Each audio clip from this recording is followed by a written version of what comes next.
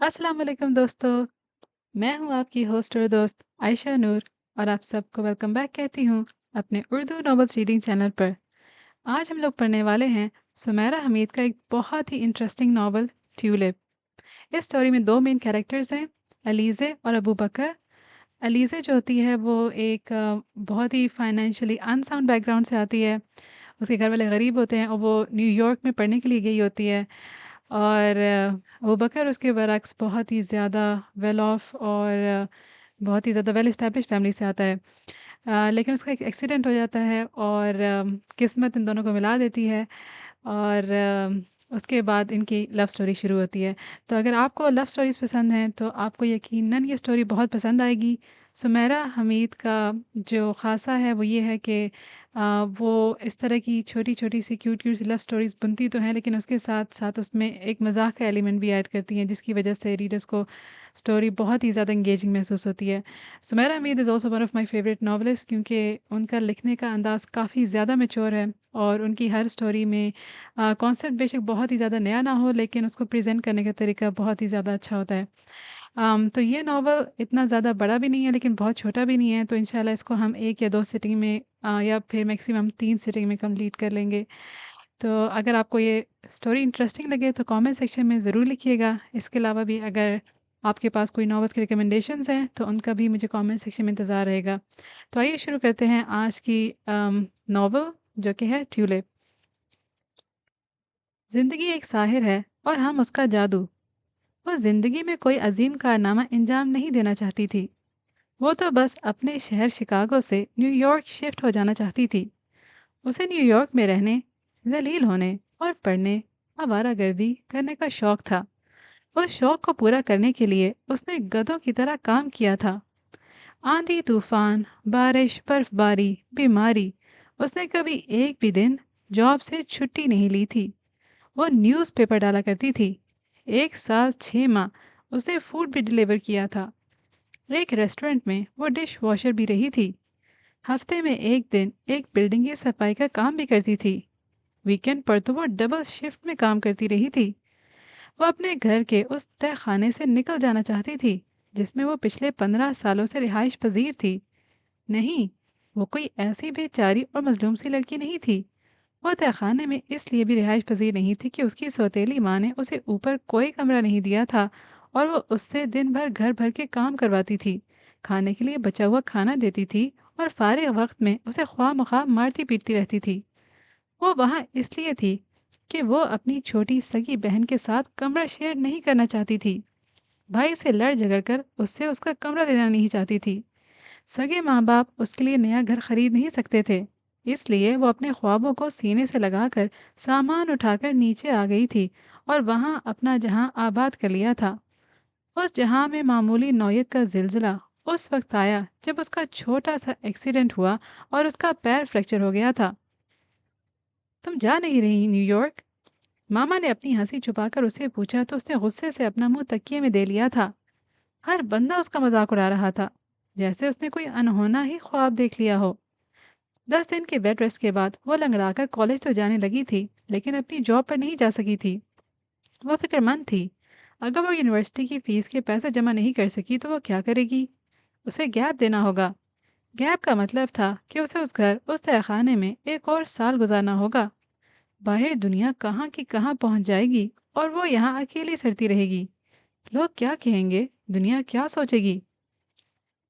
तुम्हारे दिमाग के पुर्जे ढीले हो गए हैं, वक्त निकाल कर उन्हें फिक्स करवा लो। लोग ये कह रहे थे। यानी उसके घर वाले, उसके सगे वाले पापा। पता नहीं किस तरह के ख्वाब की दुनिया में रहती हो तुम। तुम्हें क्या लगता है कि कोई जादू होगा और तुम्हारे सब ख्वाब पूरे हो जाएंगे? तुम बेवकूफ़ भी हो और निकम्मी भी। दुनिया ये सोच रही थी। उसकी सगी वाली माँ। वैसे जितनी बातें उस बेचारी ने सुन ली थी, छोटे मोटे जादू को उसकी जिंदगी में आ जाना चाहिए था। खैर, 2 माह बाद उसने जैसे तैसे फिर से जॉब शुरू कर दी थी।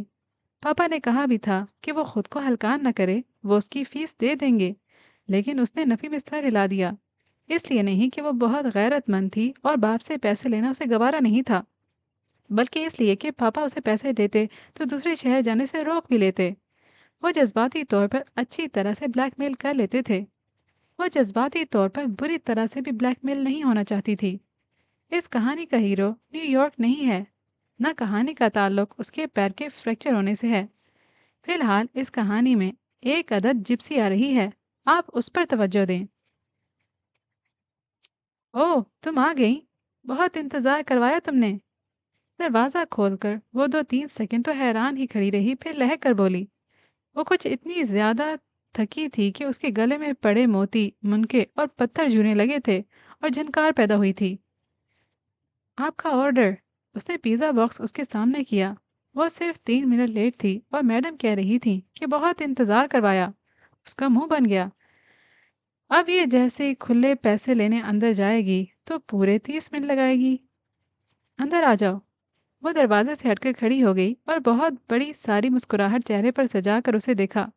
اسے اندر جانا تو نہیں تھا، لیکن اس کا زخمی پیر ابھی پوری طرح سے ٹھیک نہیں ہوا تھا اور وہ کچھ دیر بیٹھ بھی جانا چاہتی تھی۔ دل تو اس کا بھی یہی تھا کہ اس کو اپنا ہاتھ دکھائے اور پوچھے کہ میں کب تک 20-25 کروڑ ڈالرز کی مالک بن جاؤں گی۔ بس میں پیسے کی فکر سے آزاد ہو جانا چاہتی ہوں تاکہ دل کھول کر انسانیت کی خدمت کر سکوں۔ میرا خیال ہے جلدی تمہیں انسانیت کی خدمت کا ایک موقع ملنے والا ہے۔ یہ لو، یہ اب تمہارا ہے۔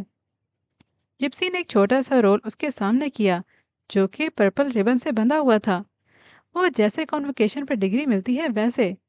چونکہ وہ جپسی تھی اور اس کے گھر میں ادھر ادھر کچھ جادوئی چیزیں بھی بکھری ہوئی تھیں، تو اس نے بہت شوق سے اس رول کو پکڑا، ریبن کھولا اور اسے دیکھا۔ وہ چھوٹے سائز کا موٹا کھردرا ہلکے بھورے رنگ کا موٹا سا کاغذ تھا۔ پہلی نظر میں وہ اڑے ہوئے رنگ کا چمڑا لگتا تھا۔ ہاتھ لگانے پر محسوس ہوتا تھا کہ وہ کوئی قدیم سا کاغذ ہے جو فرعون کے مقبرے میں سے برآمد ہوا ہے، یعنی فرعون کی ممی کے پہلو میں سے۔ اسے مایوسی سی ہوئی۔ یہ سنبھال کر رکھ لو۔ جپسی اس کے سامنے بیٹھ گئی اور مسکرا کر کہنے لگی، مجھے آرڈر کے پیسے چاہیے، یہ تو مجھے کیا دے رہی ہو؟ اس کی مسکراہٹ غائب کر کے جپسی کیسے مسکرا سکتی تھی؟ اس کا خیال تھا کہ وہ رول کھولے گی اور کسی جادوئی دنیا میں پہنچ جائے گی، لیکن وہ تو وہیں کی وہیں بیٹھی رہ گئی تھی۔ جپسی کچھ دیر تک اس کے چہرے کے تاثرات کو بھانتی رہی۔ تمہیں لگتا ہے کہ میں تم سے کوئی مذاق کر رہی ہوں؟ تم میرا مذاق بنا رہی ہو، تم شاید بہک گئی ہو، کیا تم نشے میں ہو؟ وہ ہنسی۔ اچھا، اس پر اپنا ہاتھ رکھو، ہتھیلی کھول کر پوری۔ او اچھا، میں جیسے ہی اس پر اپنا ہاتھ رکھوں گی اس میں سے ایک الادین کا چراغ ابھرے گا، پھر میں اسے رگڑوں گی اور ایک جن برآمد ہوگا اور میری ہر خواہش پوری کر دے گا، ہے نا؟ وہ جپسی کا مذاق اڑا رہی تھی۔ جن لوگوں کی ہر خواہش پوری ہوتی ہے وہ بہت بد نصیب ہوتے ہیں، خوش نصیب تو وہ ہے جو کہیں نہ کہیں سے ادھورا ہے۔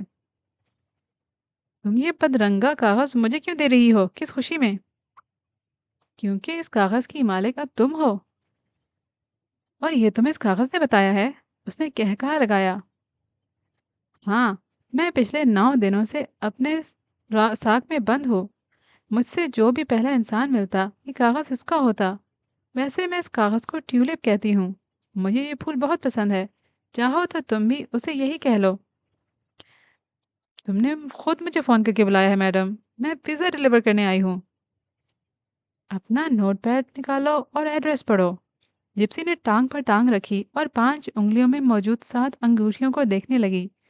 گردن کو تمسخر سے ہلکا سا جھٹکا دے کر اس نے نوٹ پیڈ نکالا، ایڈریس پڑھا اور ایک دم سے اس کے منہ سے نکلا، اوہ! وہ ایڈریس 7 والی بلڈنگ کا تھا، 024 فلیٹ کا ایڈریس تھا۔ وہ جلدی سے اٹھی اور دروازے تک جا کر فلیٹ کا نمبر پڑھا جو 402 تھا۔ جپسی نے سوالیہ آنکھ اچکائی کہ ہاں، ہو گئی تسلی۔ پھر جپسی نے اس کے ہاتھ سے ٹیولپ لے کر اسے رول کیا۔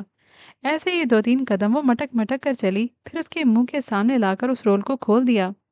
ٹیولپ پر اس کی تصویر بنی ہوئی تھی۔ تم کوئی شعبدہ باز ہو، جادوگر ہو؟ تم جیسے لوگوں کو ایسے گر بہت آتے ہیں۔ وہ بہت حیران ہوئی تھی۔ میں ایک معمولی سی عورت ہوں جس کا دل اور نیت دونوں صاف ہیں۔ اب یہ ٹیولپ تمہارا ہے، اسے ساتھ لے جاؤ۔ میں اس کا کروں گی کیا؟ یہ کیا کیا کر سکتا ہے؟ کون کون سے جادو ہیں اس کے پاس؟ اصل فکر بس اسے جادو کی تھی۔ جپسی نے بے نیازی سے شانے اچکائے۔ یہ تمہیں خود معلوم ہو جائے گا۔ میں نے اسے بیمار روحوں کو شفا دینے کے لیے استعمال کیا تھا۔ بیمار اور بھٹکے ہوئے لوگ میرے پاس آتے تھے اور میں ان کا نام لے کر اسے فولڈ کر دیتی تھی۔ جب کھولتی تھی تو کوئی نہ کوئی حل لکھا ہوا نظر آ جاتا تھا۔ ट्विटर की दुनिया में तुम कैसी टूटी फूटी बातें कर रही हो?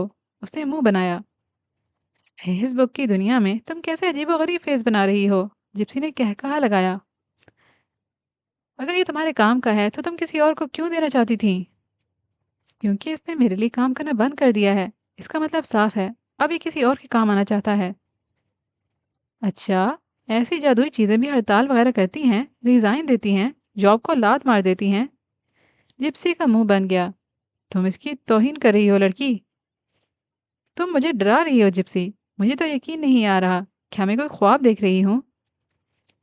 जो चीज़ इंसान की अकल से बालातर होती है वो उस पर यकीन नहीं करता। ये पकड़ो और इसको जो चाहो करो। चाहो तो इसे जला दो, चाहो तो फेंक दो। मैंने अपनी जिम्मेदारी पूरी की। तुम्हें ये कैसे मिला था? उसने रोल पकड़ लिया था। अब थोड़ी खुजा रही थी। ऐसे ही जैसे तुम्हें मिल रहा है। तो क्या ये खजाना है या खजाने तक जाने का नक्शा? वो अपने आप से बातें कर रही थी। जिप्सी ने उसके पीछे दरवाजा बंद कर लिया था। वो सीढ़ियां उतर रही थी। सुहाने ख्वाब देख रही थी। उसकी आंखें मुस्तकबिल की चकाचौंध से चमक रही थीं। वो बेचारी ये नहीं जानती थी कि ये ट्यूलिप उसे कुछ नहीं देने वाला। उसके सारे ख्वाब चिकनाचूर होने वाले हैं। आंखों की चमक धुंधली बढ़ जाएगी और कानों में साए साए होने लगेगी। हर जादुई चीज खजाने तक लेकर नहीं जाती। कुछ चीजें अबू बकर तक भी ले जाती हैं, जो गूंगा है। और ट्यूलिप उसके सामने रखा हुआ था और वो ठोड़ी पर हाथ रखकर उसे बड़ी मोहब्बत से देख रही थी। पीछे आतिशदान रोशन था। खिड़की से बाहर धुंध का बसेरा था। उसे पैसे चाहिए थे और वह 1000 बार उस पर $10 मिलियन लिख चुकी थी। फिर वह $5 मिलियन पर आई।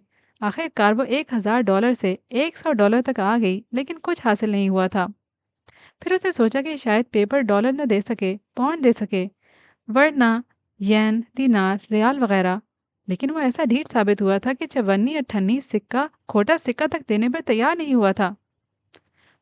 शायद उसे रुपए पैसे से नफरत है, उसने खुद से कहा और उस पर ब्रांडेड चीज़ों के नाम लिखने शुरू कर दिए।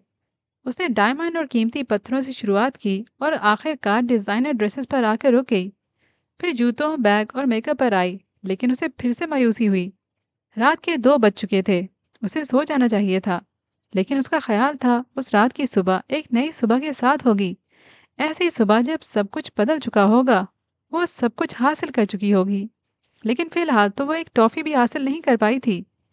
फिर उसे ख्याल आया कि शायद ये ट्यूलिप लिखे हुए अल्फाज ना पढ़ सकता हो, बल्कि तस्वीरों की ज़बान समझता हो। तो उसने रबड़ पेंसिल लेकर बड़ी महारत और जान फिशानी से उस पर डॉलर का स्केच बना दिया और ब्रैकेट में लिख दिया कि मुझे ये डॉलर ढेरों के हिसाब से दे दो। लेकिन पेपर शायद गूंगा था या शायद अंधा, वरना यकीनन संगदिल। वह अक्लमंद था। सारी रात ऐसे ही गुजर गई। वो फिर भी मायूस नहीं हुई थी। उसका मानना था कि ट्यूलिप को सोचने समझने के लिए वक्त चाहिए होगा। पहले वो जिप्सी के साथ रहा था। वो उसकी नई नई दोस्त बनी है। नई दोस्त को उसकी ज़रूरतों को समझने में कुछ वक्त तो लगेगा ना। जो वो उसे दे रही थी, और खुद वो सीधी उल्टी तिरछी हर पोज में सातवें आसमान पर उड़ाने भर रही थी और मुश्किल से ही जमीन पर वापस आने वाली थी। वो सातवें दिन भी सातवें आसमान पर ही रही थी। पेंसिल से ट्यूलिप पर डॉलर बनाती रही थी। क्या बात है, आजकल बहुत खुश रहती हो? मामा को उसकी बेवजह खुशी पर बड़ी हैरत थी। बस वो वक्त आने वाला है कि आपको मुझ पर फख्र होगा। गर्दन अकड़ाकर चला करेंगी आप। ध्यान से बेटा, जरा ध्यान से। ख्वाब में भी इतना ज्यादा ऊंचा नहीं उड़ते कि इंसान धड़ाम से जमीन पर आ गिरे तो पाश पाश हो जाए। एक एक करके उसके सारे ख्वाब पाश पाश हो रहे थे। ट्यूलिप जिद्दी था। वो डॉलर देने पर तैयार नहीं हुआ तो उसने पेंसिल से अपनी मतलूबा चीजें उस पर बनानी शुरू कर दी। पहले उसने एक बड़ा सा घर बनाया, फिर कार, यानी कारें, फिर घर की ज़रूरत की चीज़ें। उसने एक अदद जाम की बोतल तक बनाकर देख ली, लेकिन कुछ हासिल नहीं हुआ। एक बार वो उसे फूलों की दुकान पर भी ले गई थी। उसका ख्याल था कि शायद ये ट्यूलिप असली ट्यूलिप फूलों में घिरा घिरा रहे तो काम करने लगेगा, जैसे फ़ोन बिजली से चार्ज होने के बाद काम करता है, गाड़ी ईंधन डालने के बाद चलती है। ये भी फूलों की खुशबू से चार्ज होकर काम करने लगेगा। वो उसके सब ख्वाबों का काम तमाम कर रहा था, लेकिन उसने अभी भी हिम्मत नहीं आ रही थी। उसे यह ख्याल भी आया था कि शायद ट्यूलिप ये सब अफोर्ड नहीं कर सकता, तो उसने कुछ छोटी चीज़ें बनानी शुरू कर दी, जैसे एक अदद अंडा, चॉकलेट, एक अदद हेयर ब्रश, सर्दी बहुत थी तो गर्म जुराबें, स्वेटर, कोट और टिश्यू, आंसू पूछने के लिए। वह मायूस होने वालों में से नहीं होना चाहती थी। उसने सोच लिया تھا کہ اگر ٹیولپ ایسی چھوٹی چیزیں بنا بنا کر دینے لگا تو بھی ٹھیک ہے، وہ رات دن اس پر اسکیچ بنا بنا کر بہت کچھ اکٹھا کر لے گی اور ایک چھوٹی سی شاپ کھول لے گی۔ پھر وہ چھوٹی سی شاپ ایک عدد بڑے اسٹور میں بدل جائے گی۔ پھر کام کے مختلف شہروں میں اس اسٹور کی ایک ایک برانچ کھل جائے گی۔ پھر دنیا کے ہر ملک میں اس کے اسٹور کی ایک شاخ ہوگی۔ پھر آہستہ آہستہ آہستہ آہستہ وہ آسمان سے زمین پر واپس آنے لگی تھی، سیدھی الٹی ترچھی ہر پوز میں، اور یہ ماننے لگی تھی کہ جپسی کا دماغ کھسکا ہوا تھا۔ وہ اول فل بک گئی تھی اور اس نے اس کا یقین بھی کر لیا تھا۔ تھوڑی بہت ہاتھ کی صفائی دکھا کر وہ اسے پاگل بنا چکی تھی۔ وہ پاگل تھی، وہ ایک سادہ سا کاغذ تھا بس، تھوڑا سا سخت سا تھا۔ اس نے اسے پھاڑنے کی کوشش کی تو وہ پھٹا نہیں، آتش دان میں جھونکا تو وہ غبارے کی طرح اڑ کر باہر آ گیا۔ اس جدید سائنسی دور میں ایسا کیسے ہو سکتا تھا؟ اس کا جی تو چاہا کہ پھوٹ پھوٹ کر رو دے، ساری دنیا کو اکٹھا کر لے، دہائیاں دے، ہنگامہ برپا کر دے۔ بھلا یہ کیا بات ہوئی؟ ایک مہینہ وہ کیسے کیسے خواب دیکھتی رہی تھی، کیسی کیسی پلاننگ نہیں کر لی تھی اس نے۔ لو بھلا یہ کیا بات ہوئی؟ اس کے خوابوں پر نمک چھڑکنے کے لیے یہ ٹیولپ کہاں سے آ گیا تھا؟ ویسے ہی زندگی میں شوگر کی کمی تھی، امیدوں پر پانی پھر گیا، خوابوں کا گلستان اجڑ گیا۔ ٹیولپ ٹیولپ ٹیولپ، وہ چپ چاپ سارا تماشا دیکھتا رہا۔ وہ نیو یارک آ چکی تھی، پاپا نے اسے پیسے دے دیے تھے اور جذباتی طور پر بلیک میل بھی نہیں کیا تھا، لیکن اتنا ضرور کہا تھا، فون کر کر کے بار بار ہم سے پیسے نہ منگوانا، اتنے مہنگے شہر میں رہنے کے لیے جا رہی ہو، قرض لینا یا بھیک مانگنا، لیکن ہمیں تنگ نہ کرنا۔ اس کا منہ بن گیا، لیکن وہ کیا کرتی؟ اب کیا انسان خواب بھی نہ دیکھے؟ کسی نہ کسی کو تو اس گھر سے باہر نکلنا ہی تھا، پہلا قدم اٹھانا ہی پڑتا ہے پاپا۔ پاپا نے اس کے سر پر چپت لگائی۔ تم کوئی پہاڑ سر کرنے نہیں جا رہی، نہ ہی تم ہجرت کر رہی ہو یا سرحدوں پر قوم ملک کی بقا کے لیے جنگ لڑنے جا رہی ہو۔ اپنے یہ لمبے لمبے ڈائلاگ بولنا بند کرو۔ اس نے لمبا سا سانس لیا اور چھوٹی سی آہ بھری۔ بارش ہو رہی تھی۔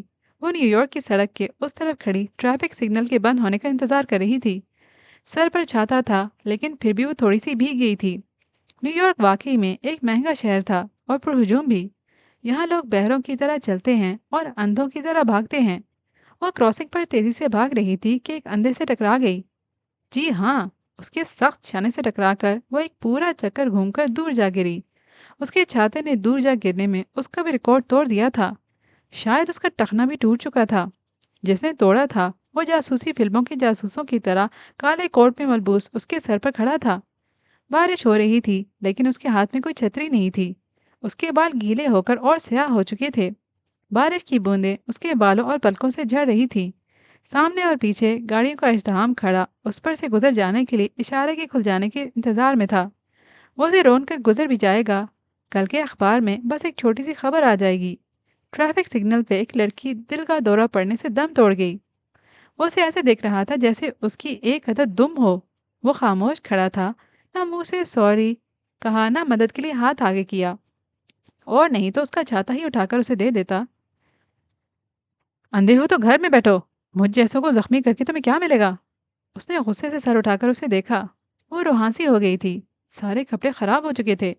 وہ پھر بھی خاموش رہا، اسے دیکھتا رہا۔ ہاں، البتہ اس کے چہرے پر ترحم نظر آنے لگا تھا۔ کس قدر ظالم ہو تم! مدد نہیں کر سکتے تو شرمندہ ہی ہو جاؤ، ورنہ میری نظروں کے سامنے سے دفع ہو جاؤ۔ اس نے کچھ ایسے چلا کر کہا تھا کہ وہ سہم گیا اور واقعی میں نظروں سے اوجھل ہو گیا، دفع ہو گیا۔ سگنل کھلا تو اس کے ہاتھ بلند کر کے ایک اور چیخ مار دی، سٹاپ سٹاپ! اسے فلموں والا سین ریکریٹ کرنے میں بہت مزہ آتا تھا۔ اب وہ زخمی تھی تو وہ اس کا بھرپور فائدہ کیوں نہ اٹھاتی؟ وہ لنگڑا لنگڑا کر چلتی ہوئی سگنل کراس کر گئی۔ اس نے اپنے لیے ٹریفک کو روک کر رکھا ہوا تھا، یہ موقع بھی بار بار نہیں ملتا۔ اب وہ آئندہ زندگی میں بہت فخر سے کہہ سکتی تھی کہ اس کے لیے نیو یارک کی ٹریفک پورے 5 سیکنڈ تک رکی رہی تھی۔ اگلے 5 منٹ تک وہ لنگڑا کر چلنے کی اچھی مشق کرتی رہی تھی۔ اسے رہ رہ کر اس منحوس انسان پر غصہ آ رہا تھا جس کی وجہ سے وہ گر گئی تھی۔ اس کے کپڑے گندے ہو گئے تھے، اس کا اکلوتا پاکستانی کرتا مسک ہو گیا تھا اور چھاتا تھوڑا سا پھٹ گیا تھا۔ کتنے نقصانات کا سبب بنا تھا وہ شخص! تم کیا بچوں کی طرح کسی سے لڑتی رہی ہو؟ یونیورسٹی کی ڈاکٹر نے اس کا زخم دیکھا تو ہنس دی۔ اس میں ہنسنے کی کیا بات ہے؟ وہ ہنس نہیں سکی۔ وہ اور زیادہ ہنسنے لگی۔ اتنی سی چوٹ پر بھی کوئی ڈاکٹر کے پاس آتا ہے؟ اور گھور کر ڈاکٹر کو دیکھنے لگی۔ میں نیو یارک کی سڑک پر یعنی مصروف ترین سڑک پر گری ہوں، وہ بھی تب جب سب اپنے اپنے کاموں میں جانے کے لیے مرے جا رہے تھے۔ یہاں کی اندھی ٹریفک کو آپ نہیں جانتی کیا؟ اوہ ہاں، پھر تو تمہیں دوا کے ساتھ ساتھ ایک عدد ایوارڈ بھی دینا چاہیے۔ ڈاکٹر پھر کھی کرنے لگی۔ یونیورسٹی کے بعد وہ گھر واپس آئی تو آتے ہی سو گئی۔ کالے کوٹ والا اس کے خواب میں آیا تو وہ چونک کر اٹھ کر بیٹھ گئی۔ اس کی شکل کچھ کچھ فٹ بالر میسی سے ملتی تھی۔ کیا میسی ساری دنیا سے چھپ کر نیو یارک کی سیر کے لیے نکلا ہوا ہے؟ وہ کچھ بولا نہیں تھا تاکہ کوئی اسے پہچان نہ لے۔ کیا اس کے ساتھ یہ عظیم واقعہ رونما ہو چکا ہے؟ اب میسی کا سیکرٹری آئے گا اور اسے ایک بلینک چیک دے کر کہے گا کہ وہ جتنی چاہے رقم بھر کر اس تکلیف کا مداوع کر لے جو میسی کی وجہ سے اسے پہنچی تھی۔ وہ اس پر $10 ملین لکھ دے گی۔ جیسے خوشیوں کی کوئی قیمت نہیں ہوتی، ویسے ہی تکلیف کی بھی کوئی قیمت نہیں ہوتی۔ ہوتی ہے تو $10 ملین ہوتی ہے، کیا سمجھے؟ سب سمجھ کر کافی بنا کر وہ کھڑکی کے پاس آ کر بیٹھ گئی تھی۔ اس کے موبائل پر کال آ رہی تھی۔ اس نے آس پاس دیکھا، اسے ٹون سنائی دے رہی تھی لیکن موبائل دکھائی نہیں دے رہا تھا۔ اس نے بیگ، سائڈ ٹیبل سب دیکھ لیا تھا۔ کچن کی کیبنٹ تک کھول کھول کر دیکھ لیے تھے لیکن موبائل نہیں ملا تھا۔ سارے کمرے کی چیزیں ادھر ادھر ہو چکی تھیں۔ وہ بری طرح سے حیران ہو رہی تھی۔ 3 منٹ کے وقفے کے بعد اس کے فون پر پھر سے کال آئی تھی۔ اسے ٹون سنائی دے رہی تھی لیکن فون تھا کہاں؟ 10 منٹ کے اندر اندر اس نے سارا کمرہ ادھیر ڈالا تھا لیکن فون ہاتھ نہیں آیا تھا۔ فون کی message tone, WhatsApp tone, Facebook notification tone سب سنائی دے رہی تھیں لیکن فون دکھائی نہیں دے رہا تھا۔ وہ کوفت کا شکار ہو چکی تھی۔ اسے لگتا تھا کہ اسے واقعی میں اپنے دماغ کا علاج کروا لینا چاہیے۔ یہ بہک چکا ہے، سب کچھ الٹا پلٹا سنا اور دکھا رہا ہے۔ جب وہ سر پر ہاتھ رکھ کر کارپیٹ پر اپنے بکھرے ہوئے سامان کے درمیان بیٹھی ہوئی تھی تو پھر سے موبائل پر ٹون سنائی دینے لگی تھی۔ اس بار فون اس کے بہت قریب تھا، بہت ہی زیادہ قریب، جتنا پرانی ڈائری سے نکل کر اس کے پیر کے قریب پڑا ہوا ٹیولپ پیپر تھا۔ اس نے ہاتھ بڑھا کر ٹیولپ ہاتھ میں پکڑا اور اسے کچھ غصے اور کچھ نفرت سے کھولا۔ اگلا منظر دیکھ کر وہ ایک لمحے کے لیے ساکت ہو گئی تھی۔ اسے اپنی آنکھوں پر یقین نہیں آ رہا تھا۔ کالے کوٹ والے جاسوس انسان کے سامنے میز پر اس کا فون رکھا ہوا تھا۔ فون پر بیل ہو رہی تھی اور وہ چپ چاپ اس فون کو دیکھ رہی تھی۔ جس وقت وہ روڈ کراس کر رہی تھی تو وہ فون پر بات کر رہی تھی۔ جس وقت وہ گری تھی اس وقت فون کہاں گیا اسے معلوم نہیں تھا، لیکن اب اسے معلوم ہو گیا تھا۔ وہ فون اس جاسوس کے پاس تھا۔ اس نے اسے چھاتا تو اٹھا کر نہیں دیا تھا لیکن جھک کر اس کا فون اٹھا لیا تھا۔ چور، وہ چکا! پاپا نے ٹھیک کہا تھا، نیو یارک میں رہنے کا شوق ہے تو آنکھیں کھلی رکھنا ورنہ گردن پر چھری پھرے گی اور یہ ہمیشہ کے لیے بند ہو جائیں گے۔ اس نے دوبارہ ٹیولپ کی طرف دیکھا تو وہ خالی تھا۔ یعنی یہ کیا بات ہوئی؟ ایک منظر دکھا کر ٹیولپ پھر سے سفید ہو چکا تھا۔ اس کا دل چاہا کہیں سے اس جپسی کو ڈھونڈ کر لائے اور شانوں سے پکڑ کر جھنجھوڑ کر پوچھے، یہ کیا واقعات چیز دی ہے تم نے مجھے؟ تم سے پہلے ہی کہا تھا، یہ الادین کا چراغ نہیں ہے۔ اسے کہیں سے جپسی کی آواز سنائی دی۔ کیوں نہیں ہے؟ کیوں نہیں ہے؟ اس دنیا میں غریبوں کی تعداد اتنی زیادہ ہے، کیا الادین کے جن کا فرض نہیں بنتا کہ وہ آئے اور اگر غربت مٹا دے؟ دنیا میں غربت نہیں، لالچ زیادہ ہے۔ غربت تو مٹ جائے گی لیکن لالچ کبھی نہیں مٹے گا۔ میری غربت کا مذاق نہ اڑا میڈم جپسی۔ تمہیں کھانے کے لیے کھانا نہیں، عیش کے لیے ڈالر چاہیے، اس لیے الادین کا چراغ تم جیسے لوگوں سے دور بھاگتا ہے۔ چپ کرو، مجھے لیکچر نہ دو۔ کیوں اتنا چلا رہی ہو؟ تم اپنے باپ کے گھر میں نہیں، کرائے کی اپارٹمنٹ میں بیٹھی ہو۔ کچھ ہم جیسے الو کے پٹھے بھی یہاں پڑھنے کے لیے آئے ہوئے ہیں، پرنسز آف ویلز۔ اس کے ساتھ والے اپارٹمنٹ کی الو یعنی لڑکی نے اس کے دروازے پر غصے سے دستک دیتے ہوئے چلا کر کہا۔ اس نے بڑھ کر دروازہ کھولا اور اسے موبائل لے کر اپنے نمبر پر کال کرنے لگی۔ فون اب بند ہو چکا تھا۔ چور، اچکا، میسی! وہ زیر لب بڑبڑائی اور ٹیولپ کو غصے سے پٹخ دیا۔ چور اچکا میسی چپ چاپ کرسی پر بیٹھا ہوا ہے۔ وہ بول نہیں سکتا لیکن سن سکتا ہے۔ جو کافی وہ پی رہا ہے اس میں اسٹرا ہے کیونکہ وہ اپنے دونوں ہاتھوں کو حرکت نہیں دے سکتا۔ ایک بازو پورا ہی مفلوج ہے اور ایک کوہنی تک کٹا ہوا ہے۔ جس کیفے میں وہ کافی پینے آیا ہے یہاں کا اسٹاف اسے جانتا ہے۔ وہ جانتے ہیں کہ اسے کیا چاہیے۔ ایک بار فون پر بیل ہوئی تھی تو ویٹر نے اس کا فون جیب سے نکال کر اس کے سامنے رکھ دیا تھا۔ وہ اسے پوچھ رہا تھا کہ کیا وہ کال اوکے کر دے لیکن اسے نہ میں سر ہلا دیا تھا۔ وہ فون اس کے سامنے رکھا رہا تھا۔ فون پر پھر سے کال آئی تھی۔ وہ یہ یاد کرنے کی کوشش کر رہا تھا کہ یہ فون اس کے پاس کیسے آیا۔ اس کا اپنا فون اس کی دوسری جیب میں تھا۔ اس پر صرف ماں کی کال اور میسج آتے تھے۔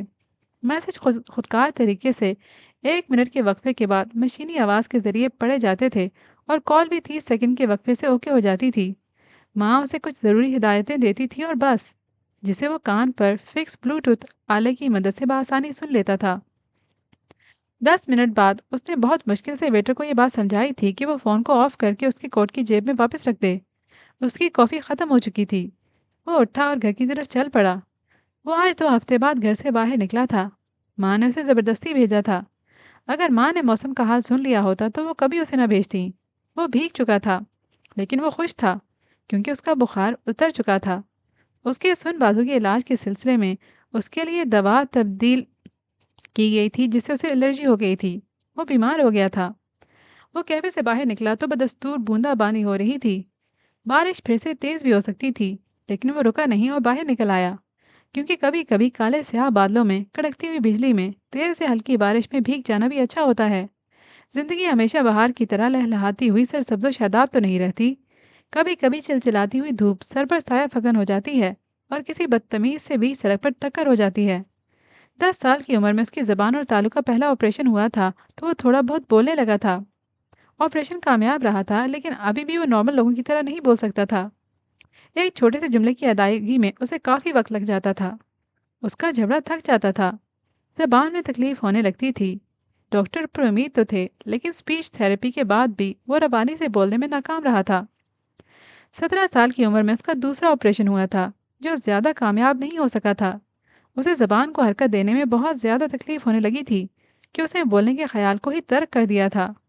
وہ اشاروں سے اور لکھ لکھ کر باتیں کرتا تھا، لیکن 2 سال پہلے وہ دونوں ہاتھوں سے بھی تقریباً معذور ہو چکا تھا۔ وہ جتنا ذہین تھا اب اتنا ہی بیکار ہو چکا تھا۔ وہ جتنا ایکٹیو تھا اب اتنا ہی ساکت ہو چکا تھا۔ وہ ماں کا اکلوتا بیٹا تھا اور اس کے لیے وہ ایک مکمل انسان تھا، گبرو، جوان، خوبصورت اور صحت مند۔ وہ چلتا پھرتا، کام کاج کرتا، کالج جاتا تو کوئی کہہ نہیں سکتا تھا کہ وہ بول نہیں سکتا۔ ٹیکنالوجی نے ترقی کی تو وہ موبائل ایپ کے ذریعے بات کرنے لگا تھا۔ بس اسے سب کچھ موبائل پر ٹائپ کرنا پڑتا تھا، پھر اسکیپر سے اپنی بات سنانی پڑتی تھی۔ زندگی اتنی مشکل نہیں تھی، یہ تب مشکل ہوئی تھی جب اس کے دونوں ہاتھ بھی بیکار ہو گئے تھے۔ وہ موبائل پر ٹائپ نہیں کر سکتا تھا، وہ اشارے نہیں کر سکتا تھا، وہ پین تک پکڑ کر کچھ لکھ نہیں سکتا تھا۔ وہ پہلی بار رویا بھی تبھی تھا جب وہ ایک چمچ تک اٹھا کر اپنے منہ تک نہیں لے جا سکتا تھا، اور تبھی اس کی راتوں کی نیند مختصر ہونے لگی تھی۔ اس کے خواب جو ابھی پورے ہونے تھے وہ ادھورے ہی رہ گئے تھے۔ ساری دنیا کے سائنسدان اپنا کام چھوڑ کر اس کے لیے کوئی ایسا فیچر نہیں بنا سکتے تھے جو اسے کارآمد بنا سکتا۔ وہ بول نہیں سکتا لیکن اپنی بات سمجھا سکتا۔ وہ ہاتھوں کو حرکت دیے بغیر اپنا کام کر سکتا۔ 2 سال پہلے ہائکنگ کے دوران پہاڑ سے گر کر جسم مفلوج ہو گیا۔ اس کی ریڑھ کی ہڈی پر شدید ضرب لگی تھی۔ اس کے جسم کا جوڑ جوڑ ہل کر رہ گیا تھا۔ وہ چل پھر نہیں سکتا تھا، ہاتھ نہیں ہلا سکتا تھا۔ 6 ماہ ماں کی جان توڑ کوششوں کے بعد وہ چلنے پھرنے لگا تھا۔ اس کی صحت بہتر ہونے لگی تھی، لیکن اس کا ہاتھ سن اور بیکار ہو کر جسم سے جھول رہا تھا۔ دوسرا کوہنی سے ہاتھ تک کٹ چکا تھا۔ مکمل انسانوں کی دنیا میں ادھورے انسانوں کو بہت ہمت سے کام لینا پڑتا ہے۔ وہ اپنی ہمت کھو رہا تھا۔ ماں کو پورا یقین تھا کہ اس کا لکڑی کے تختے کی طرح سخت ہو چکا بازو ایک دن ٹھیک ہو جائے گا۔ اس کے تالو کی سرجری ہوگی اور وہ بولنے لگے گا۔ پہلے اسے بھی یقین تھا، لیکن اب یہ یقین کمزور پڑ رہا تھا۔ خوش امید رہنے کے لیے چھوٹی موٹی خوشیاں ملتی رہنا چاہیے۔ اگر وہ نہ ملے تو انسان امید چھوڑ دیتا ہے۔ اسے بولنے کی حسرت تھی۔ وہ چاہتا تھا کہ وہ بہت سی باتیں کرے، بے سری ہی صحیح، اپنی آواز میں گانے گائے، وسل بجائے، کسی کے کان کھائے، نارمل لوگوں کی طرح پھسپھسے، لطیفے سنائے اور خود ہی کہہ کہے لگائے۔ لیکن جب اس کا پہلا آپریشن ہوا تو وہ صرف چند لفظ بولنے کے قابل ہو سکا تھا۔ وہ تھک جاتا تھا، ہام جاتا تھا، تکلیف سے کراہنے لگتا تھا۔ اسے لکھ لکھ کر باتیں کرنے کی روٹین کو جاری رکھنا پڑا، لیکن لکھی ہوئی باتیں پڑھنے کا کس کے پاس وقت ہوتا ہے؟ یعنی دوستوں کے گروپ میں جب سب بیٹھے گپے اور کہے لگا رہے ہوں اور وہ اپنے پین سے لکھ رہا ہو اور پھر مطلوبہ شخص کو دے رہا ہو اور مطلوبہ شخص کے پاس ان چند حروف کو غور سے پڑھنے کا وقت ہی نہ ہو۔ زبان والوں کی دنیا میں بے زبانوں کے ان کہے الفاظ کی ویلیو ہی کتنی ہوتی ہے۔ ہم اتنے مصروف ہو چکے ہیں اور ہمارے پاس وقت کی اتنی کمی ہو چکی ہے کہ ہم جو بول سکتے ہیں انہیں نہیں سن سکتے، جو بول ہی نہیں سکتا اسے کیسے سنیں گے؟ دنیا کا المیہ خود غرض ہونا نہیں، بے حس ہونا ہے۔ دنیا میں کتنی بھی ٹیکنالوجی آ جائے وہ زبان کا نعم البدل نہیں ہو سکتی۔ پہلے آپریشن کے بعد ڈاکٹر کا کہنا تھا کہ اسے اتنے کو ہی بہت سمجھنا چاہیے کہ وہ کچھ لفظ بول سکے گا۔ ڈاکٹر ساری بیماری جانتے تھے، لیکن جان لینا اور علاج کرنا دو الگ چیزیں ہیں۔ وہ ٹھیک ہو جائے گا ڈاکٹر کہتے تھے، کب ہوگا اور کتنا وقت لگے گا وہ نہیں جانتے تھے۔ کوئی نہیں جانتا تھا، لیکن وہ جان گیا تھا کہ وہ کبھی ٹھیک نہیں ہوگا۔ وہ بول نہیں سکے گا، اپنے ہاتھوں کو حرکت نہیں دے سکے گا۔ وہ نا امید ہو رہا تھا۔ تبھی چور چور چلاتی ہوئی ایک لڑکی آئی۔ وہ کچھ عجیب و غریب تھی۔ مسٹر عجیب و غریب ایکس وائی زی، میسی کی بیڑی ہوئی کاپی، تم اپنے منہ سے بتاؤ گے کہ تم چور ہو یا میں تم سے اقرار کرواؤں؟ کرسی کی پشت سے کمر لگا کر وہ ساری دنیا جائے بھاڑ میں، مجھے اب اس سے کچھ لینا دینا نہیں رہا کہ انداز میں بیٹھا ہوا تھا۔ سامنے ایک میگزین پر پیپر ویٹ رکھا ہوا تھا جسے وہ پڑھ رہا تھا۔ جیسے ہی وہ اس کے سامنے آ کر کھڑی ہوئی، وہ کافی کے مگ پر جھک گیا اور اسٹرو کو منہ میں لے لیا۔ میں پاگل ہوں جو ایسے چلا رہی ہوں؟ فون دو میرا۔ اس نے ہاتھ آگے کیا کہ موبائل دو۔ اس نے اسٹرو سے کافی پیتے پیتے سر اٹھا کر اسے دیکھا۔ آنکھیں ذرا ترچھی ہو گئیں، پیشانی پر بال آ گرے۔ اگر وہ چور نہ ہوتا تو اسے بڑا اچھا لگتا، لیکن خیر۔ اور دیکھو، یہ نہ پوچھنا کہ مجھے کیسے پتا چلا کہ میرا فون تمہارے پاس ہے۔ تمہاری سوچ بھی وہاں تک نہیں جا سکتی جہاں سے مجھے یہ معلوم ہوا ہے کہ 3 دن پہلے اس کیفے میں اسی میز پر میرا فون تمہارے سامنے رکھ کر تم میرا مذاق اڑا رہے تھے، پھر تم نے فون آف کر دیا۔ اب تک تو بیچ بھی دیا ہوگا۔ واپس لاؤ میرا فون اور سن لو، میں ہرگز کوئی اور فون نہیں لوں گی، وہ کتنا بھی مہنگا اور جدید کیوں نہ ہو، کبھی نہیں۔ سنا ہے جب لڑکیاں جھوٹ بولتی ہیں تو دنیا بھر میں پھیلے سچے پکے مسافروں کی ٹرینیں چھوٹ جاتی ہیں۔ پلیٹ فارم پہ کھڑے کھڑے ہو کر وہ بیچارے اپنا سر کھجاتے رہ جاتے ہیں، اور یہاں یہ لمبی لمبی چھوڑتی جا رہی تھی، خود کی بلا سے ٹرین چھوٹ جائے یا سر پر سے ہی گزر جائے، یہ اپنا کام جاری رکھے گی۔ لمبی سی اسٹرو کا کونا دانتوں میں دبا کر اس نے ایک لمبا گھونٹ بھرا۔ آج کافی بڑی کڑوی تھی۔ بس پھر ایسے ہی ذرا سا سہم کر اسے چور نظروں سے دیکھا۔ اسے سفید ٹی شرٹ پر ہلکے نیلے رنگ کی جیکٹ پہنی ہوئی تھی۔ اس کی اونچی لیکن چھوٹی سی پونی تیش کی وجہ سے ہلکورے لے رہی تھی۔ بھویں تنی ہوئی تھیں، بالوں کی لٹیں یہاں وہاں سے نکلی ہوئی تھیں۔ اگر وہ ایسے چلا نہ رہی ہوتی تو اسے بڑی اچھی لگتی، لیکن خیر، اب وہ پھر سے کرسی کی پشت سے کمر ٹکا کر بیٹھ چکا تھا اور اسے دیکھ رہا تھا۔ اس کی آنکھوں میں حیرت تھی اور غصہ بھی، لب سختی سے بھنچے ہوئے اور تیوری پر بل۔ تم چاہتے ہو کہ میں پولیس میں شکایت کروں یا یہاں کھڑی ہو کر چور چور چلاؤں؟ عجیب انسان تھا، کچھ بول ہی نہیں رہا تھا، الٹا بار بار جھک کر کافی پی رہا تھا، وہ بھی اسٹرو سے۔ اسے کافی اور جوس میں فرق نہیں معلوم۔ کتنا بدتمیز جاہل انسان تھا وہ۔ میں کچھ بول بھونک رہی ہوں۔ آگے بڑھ کر اس کے اسٹرو کو چٹکی سے دبا دیا۔ یعنی اب پیو کافی، پہلے میرا فون پھر کافی۔ میں جل بھن رہی ہوں، تم کافی پر کافی چڑھا رہے ہو۔ وہ غصے سے اٹھ کر کھڑا ہو گیا، شاید اب غصہ اس کے دماغ کو چڑھ گیا تھا۔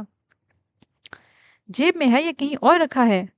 انگلیوں میں دبے اسٹرو کو کھینچ کر اس نے پرے پھینکا اور خود کافی کے مگ کو اٹھا لینا چاہا، لیکن پھر رک گئی۔ او سوری، میں دوسرا اسٹرو لے آتی ہوں۔ سامنے والے کا چہرہ خوفناک ہو چکا تھا، وہ تھوڑا سا ڈر گئی۔ وہ تیزی سے ریسٹورنٹ سے باہر نکل گیا۔ علیزہ حیرت سے اسے دیکھتی رہ گئی۔ یعنی یہ کیا بات ہوئی؟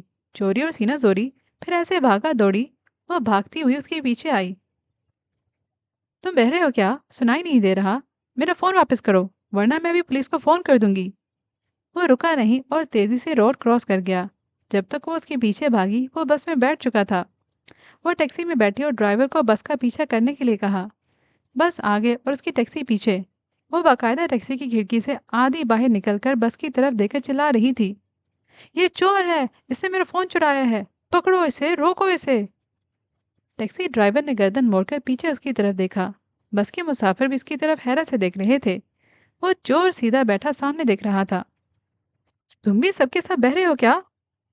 جب کسی ایک بھی مسافر نے گردن موڑ کر کالے کوٹ والے کو گھور کر نہیں دیکھا اور اسے یہ نہیں کہا کہ بھائی چور، وہ کب سے آپ کو چور چور کہہ کر بلا رہی ہے، چلا رہی ہے، کیا ماجرا ہے، تو وہ غصے سے بھڑک اٹھی۔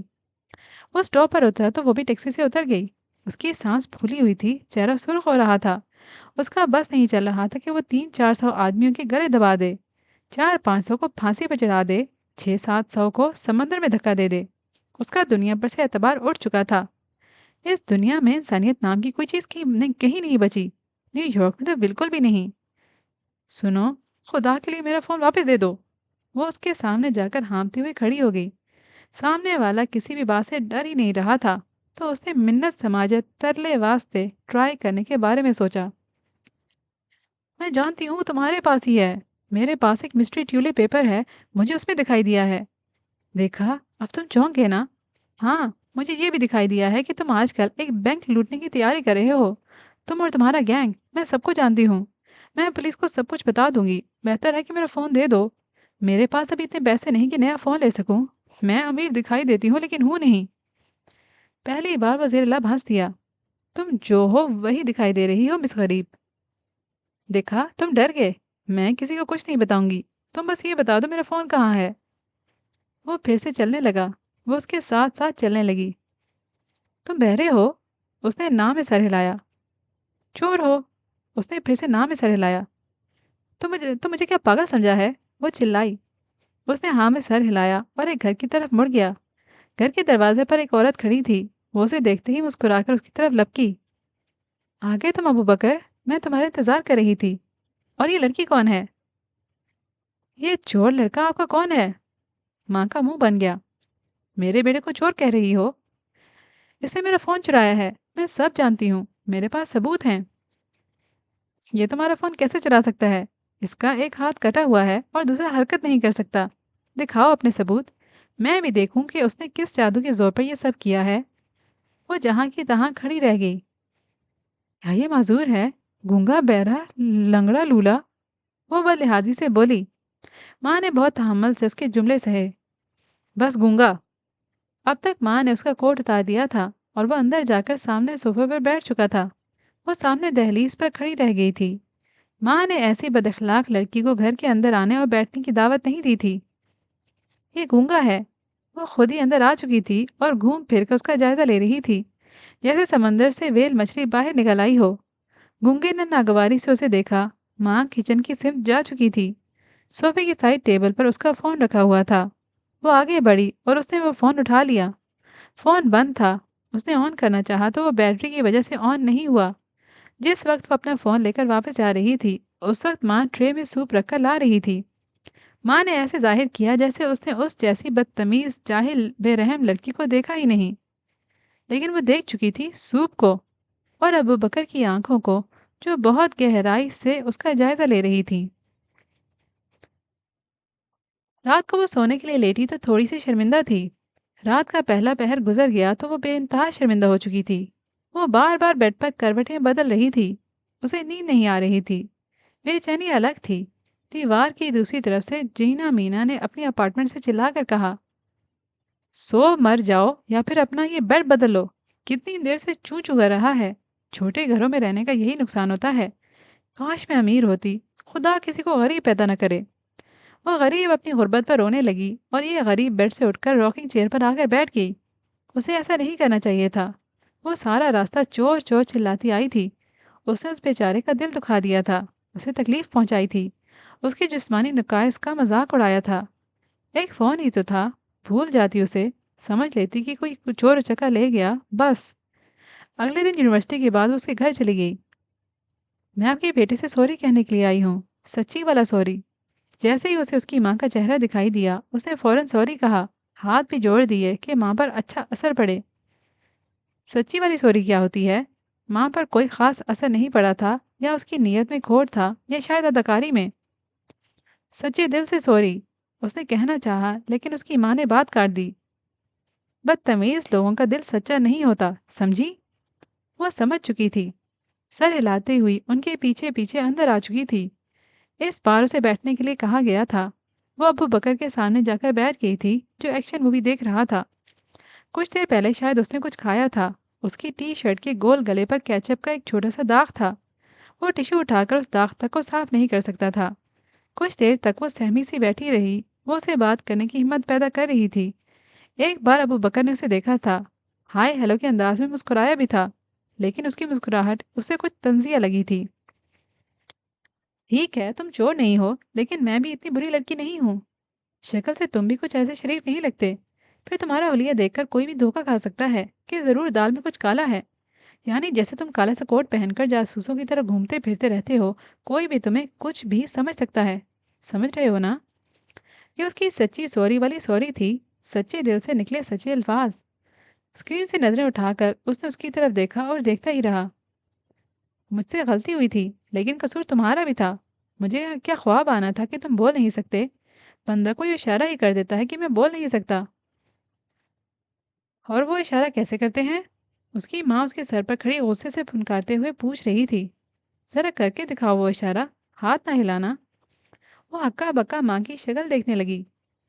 ایک بازو مفلوج ہو اور ایک کٹا ہوا ہو، زبان تالو سے چپکی ہوئی ہو، تو بتاؤ کہ کیسے اشارہ کر کے بتائے گا کہ میں گونگا ہوں، بول نہیں سکتا؟ تمہارا فون میری جیب میں گر گیا تھا، سوری۔ یہ لو فون واپس۔ وہ پھر سے شرمندہ رہ گئی، سر جھکا کر بیٹھ گئی۔ اس نے سوچا کہ اسے اپنی زبان کو زحمت نہیں دینی چاہیے، ورنہ اس کے سر پر کھڑی ماں اس کا کچومر بنا کر چیل کبوں کو کھلا دے گی۔ تم مجھے جانے کے لیے کہہ رہے ہو اور یہ لڑکی تمہاری بےزتی کرتی جا رہی ہے۔ جاتے جاتے ماں بڑبڑائی تو اس نے سر اٹھا کر پہلے ماں اور پھر ابو بکر کو دیکھا۔ آئی ایم سوری مسٹر ابو بکر، میرے الفاظ بھی سخت تھے اور انداز بھی، لیکن سچی میں بہت معصوم بھولی والی سی لڑکی ہوں۔ میں نے آج تک کسی کو کوئی تکلیف نہیں دی۔ کسی کو دکھی دیکھتی ہوں تو رات رات بھر روتی ہی رہتی ہوں۔ میرا دل تو سمجھو کہ سونے کا ہے، کھوٹا سونا۔ میں تو ایسی درد و دل رکھنے والی، اور میں وہ اچھا خیر۔ اس کے بعد وہ دونوں کے درمیان پورے 3 منٹ تک خاموشی رہی۔ وہ تو بول نہیں سکتا تھا، اور وہ بول رہی تھی تو بس اپنی ہی تعریف میں بول رہی تھی، جو کہ موقع کی مناسبت اور نزاکت کے حساب سے کوئی اچھی بات نہیں تھی۔ پھر اس نے فیصلہ کیا کہ اسے اب اٹھ جانا چاہیے۔ مجھے اب چلنا چاہیے۔ اسے افسوس تو تھا کہ ان لوگوں کو مہمان نوازی وغیرہ نہیں آتی، لیکن وہ اس افسوس کا اظہار نہیں کر سکتی تھی۔ اس لیے وہ اٹھ کر کھڑی ہو گئی اور بس جانے ہی والی تھی کہ چائے کا ایک کپ اس کے سامنے آ گیا۔ اسے چائے کے کپ کو دیکھا، پھر ابو بکر کو، لیکن ابو بکر ماں کو دیکھ رہا تھا۔ اچھا ٹھیک ہے، لا رہی ہوں وہ بھی۔ وہ بڑبڑاتی ہوئی گئیں اور اس بار واپسی میں کچھ نگٹس بھی لے آئیں۔ اسے چائے بھی پی اور نگٹس بھی کھائے۔ وہ ان لوگوں میں سے نہیں تھی جو غصے اور شرمندگی میں اپنے پیٹ پر لات مارتے ہیں۔ لڑائی، غصہ، ناپسندیدگی اپنی جگہ اور پیٹ اپنی جگہ، مطلب سب سے اچھی جگہ۔ میں سچ میں بہت شرمندہ ہوں، ایک بار پھر سے سوری کہتی ہوں۔ ہاں مجھے یاد آیا، تم نے یہ تو پوچھا ہی نہیں کہ مجھے کیسے معلوم ہوا کہ میرا فون تمہارے پاس ہے۔ بیگ میں سے ٹیولپ نکال کر وہ اس کے سامنے صوفے پر جا کر بیٹھ گئی۔ چائے اور نگٹس نے اس کے اندر توانائی بھر دی تھی، وہ تر و تازہ ہو چکی تھی۔ یہ دیکھو، کوئی اس پر یقین نہیں کرتا۔ میں نے اپنی فرینڈس کو بتایا تو وہ ہنسنے لگی۔ خیر ہنسی تو مجھے بھی بہت آئی تھی جب یہ مجھے ملا تھا، اور پھر رونا بھی جی بھر کر آیا تھا جب اس پیپر سے مجھے کچھ بھی نہیں ملا۔ ملا تھا، سوچا تمہیں بھی بتا دوں۔ تم کون سا کسی کو بتاؤ گے؟ ہی نہیں نہیں، میں تمہارے گونگے ہونے کا مذاق نہیں اڑا رہی، بس ویسے ہی۔ اچھا سوری، زبان سے پھسل گیا۔ دیکھو اس میں نا یہاں تمہاری تصویر بن گئی تھی۔ اسے فائل کی طرح کھول کر ٹیولپ کو ابو بکر کے سامنے پھیلا دیا اور حیرت سے اس کا منہ کھل گیا۔ اتنی بد لحاظی سے مجھے گونگا کہتے ہوئے تمہیں شرم آنی چاہیے۔ بار بار سوری کہنے سے کچھ نہیں ہوگا۔ اگلی بار سوری کہنے کے بجائے تمہیں اپنے منہ پر ایک عدد تمانچہ مار لینا چاہیے۔ اسے ایک عدد کو 3 سے ضرب دے دینا چاہیے اور اپنا کام جاری رکھنا چاہیے۔ ٹیولپ پر لکھا تھا جیسے کتاب کے صفحے پر لفظ چھپے ہوتے ہیں، جیسے موبائل پر میسج لکھا ہوتا ہے، صاف صاف۔ ابو بکر حیرت سے ٹیولپ کی اسکرین کو دیکھ رہا تھا، وہ بھی دیکھ رہی تھی۔ دونوں ٹیولپ پر تھوڑا سا جھک گئے تھے۔ یہ تم نے مجھ سے کہا ہے؟ اس نے پہلے سر اٹھایا اور اسے پوچھا۔ بالکل۔ جواب اس کے ہاتھ میں پکڑے ٹیولپ پر آیا۔ دونوں کچھ دیر کے لیے خاموش ہو گئے۔ تو تم یہاں بول رہے ہو اس ٹیولپ پیپر پر، وہ بھی ایسے، تمانچہ اور 3 سے ضرب، یہ سب؟ وہ چلا اٹھی۔